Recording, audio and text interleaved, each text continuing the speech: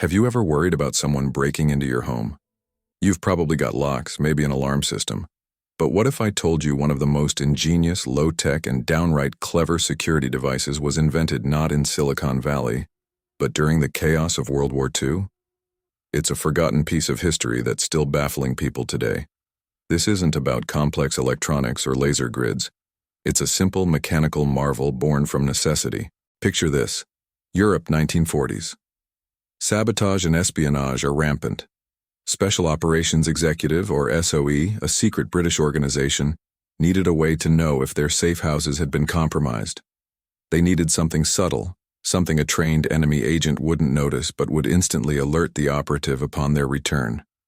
What they came up with was brilliant. It wasn't a tripwire or a loud alarm.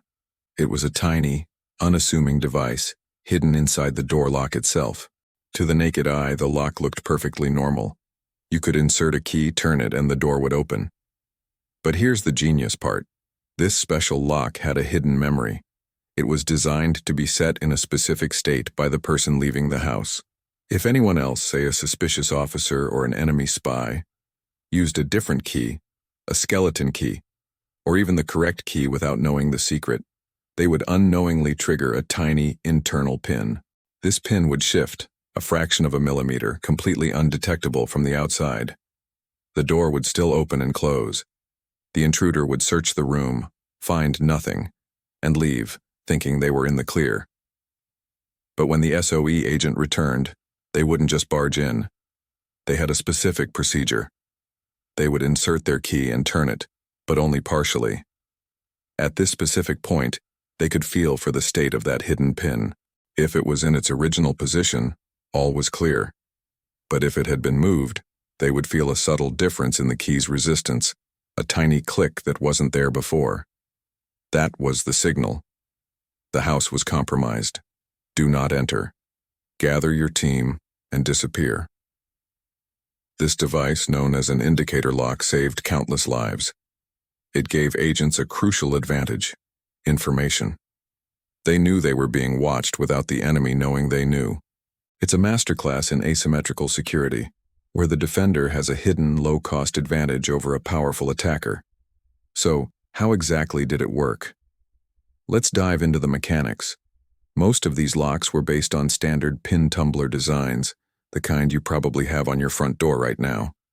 The magic was in the modification. The SOE engineers, masters of clandestine craft, would carefully drill a tiny channel into the lock's core, the part that rotates when you turn the key. Inside this channel, they would place a minuscule indicator pin and a spring. When the agent left the safe house, they would perform a special locking sequence. This might involve turning the key an extra quarter turn past the locking point or pushing the key in a certain way. This action would set the indicator pin into its safe position. Now imagine an intruder comes along. They pick the lock or use a copied key. As they turn the lock cylinder to open the door, a part of the cylinder's housing snags the indicator pin and pushes it into the compromised position. It's a one-way trip for the pin. It can't go back to the safe state on its own. The intruder is none the wiser. They've opened the door, done their business, and relocked it. To them, everything appears exactly as they found it. But the lock now holds their secret. When our hero, the agent, returns, they use their special checking procedure. By turning the key to a specific non-standard position, they align a part of their key with the indicator pin. If the pin is in the safe position, the key turns smoothly. If the pin has been tripped, the key meets a slight but distinct obstruction. It's a binary signal, safe or compromised. What's fascinating is the psychological brilliance behind this. The device plays on the intruder's assumption of knowledge. The spy thinks they've mastered the situation because they got through the door, but they are completely unaware of the second layer of security they've just tripped. It's a trap for the mind as much as it is a mechanical device. These weren't mass-produced in a factory. Each one was a custom job, often handcrafted by agents in the field. They would take an existing lock from a door and modify it themselves. This made them incredibly hard to detect because they looked identical to every other lock on the street. There was no brand name, no model number to look up. It was security hiding in plain sight. You might be thinking, that's a cool piece of history, but what does it have to do with me? Well, the principles behind the indicator lock are more relevant today than ever. In our digital world, we're obsessed with bigger, stronger, more complex security. We have facial recognition, two-factor authentication, and encrypted everything. But we often forget the value of subtle, informational security. Think about it. The indicator lock didn't stop the intruder from getting in. Its purpose wasn't to be an unbreakable barrier. Its purpose was to tell the owner that the barrier had been breached. This is a crucial distinction. Sometimes knowing you've been compromised is more valuable than preventing the initial breach.